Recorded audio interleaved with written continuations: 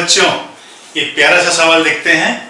The area bounded by curves x equal to a y square and y equal to a x square is 1 square unit, then a is equal to 1/2, 1/4, 1/√3, 3। देखते हैं कितना time लगता है। ठीक है,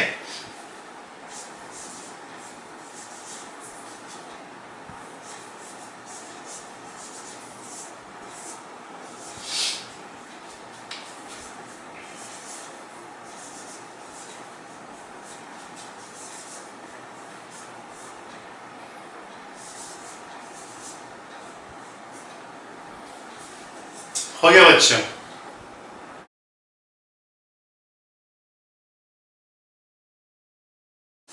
प्यारे बच्चों, आप सोच रहे होंगे इतना जल्दी कैसे बन गया। ये है बच्चों ट्रिक। ठीक है, the area bounded by curves y square equal to 4px and x square equal to 4py is 16p square upon 3। बच्चों, इसको इस फॉर्म में लिखिए और इसको इस फॉर्म में लिखिए।